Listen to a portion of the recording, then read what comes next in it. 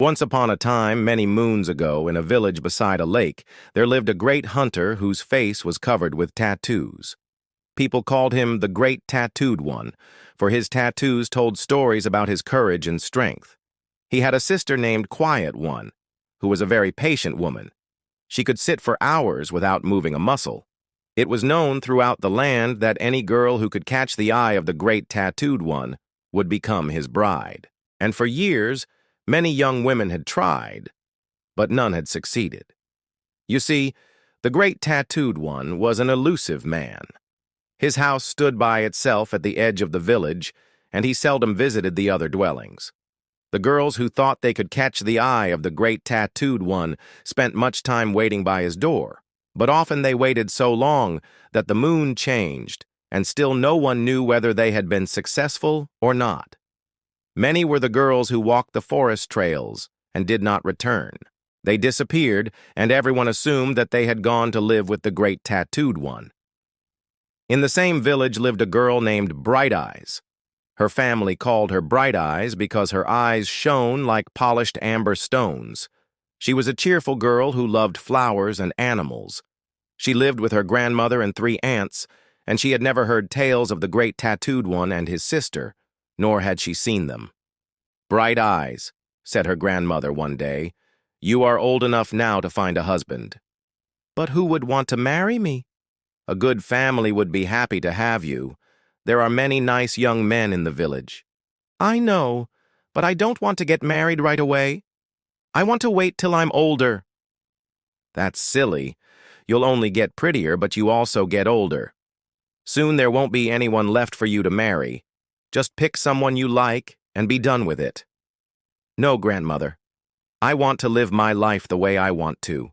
Grandma shook her head and sighed, then went out into the village. Soon after, she returned with a heavy look on her face.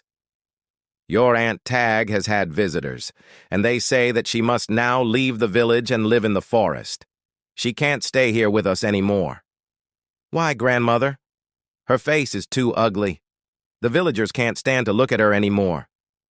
Aunt Tag lived in a small hut by herself, for no one wanted to come near her. She was a lonely woman.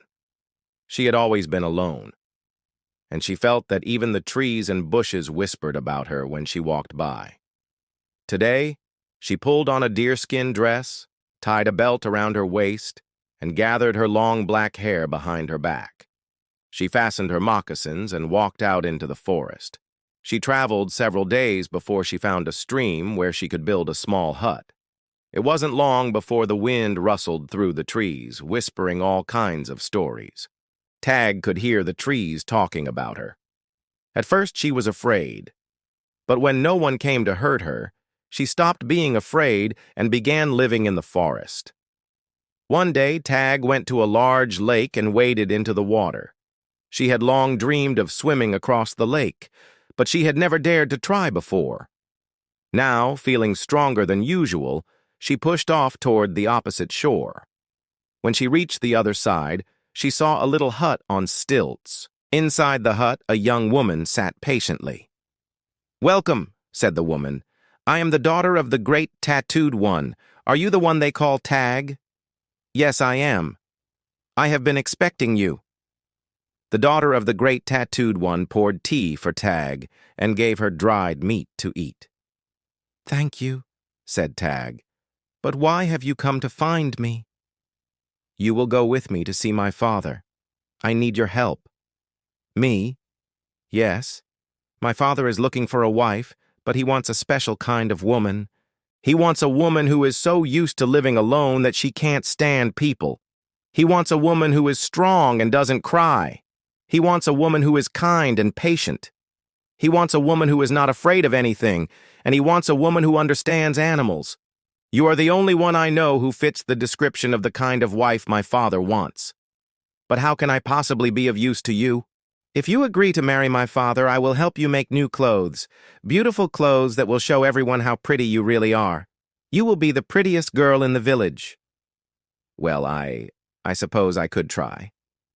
"Then we start today." Tag and the daughter of the Great Tattooed One traveled all day.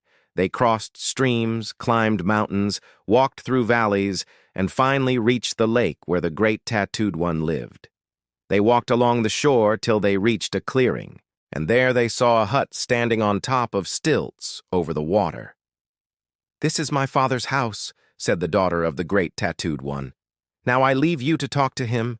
If he chooses you for his bride, we will be friends forever. If not, I will still help you make new clothes." Then she went into the hut, and Tag was alone. She took a deep breath and walked up the ladder to the entrance. When she knocked, a voice said, "Come in." Tag stepped inside and saw a tall man sitting in a chair. He had a handsome face and his body was decorated with tattoos.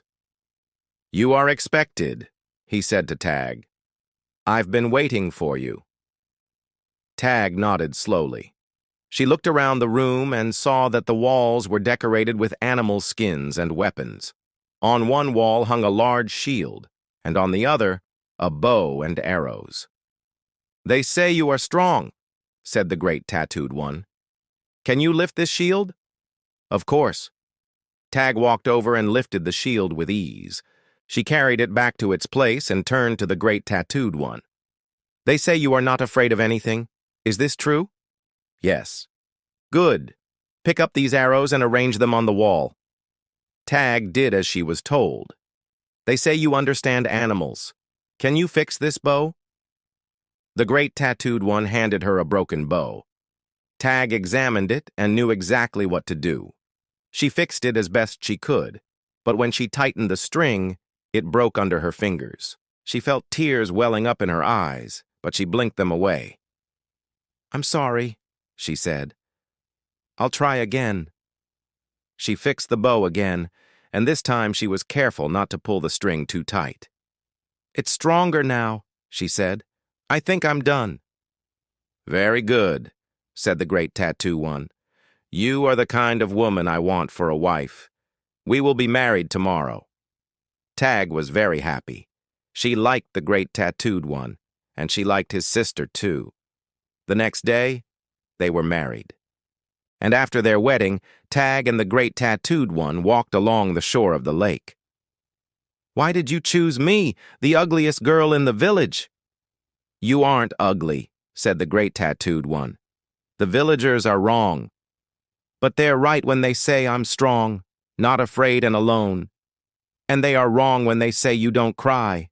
Who could be so strong and yet cry? Oh, I cried when the villagers drove me out of the village. I cried when I had to leave my home. I cried when no one wanted to be my friend. I never knew that you cried, and I didn't know you were sad." "I'm sorry I lied to you," she said. "You didn't lie to me," he said. "You only told me things you thought I wanted to hear. I knew you were sad, and I wanted you to tell me about it." Then Tag leaned against him and cried. "There, that's better," he said. "Now I know you better, and now you can call me Oso."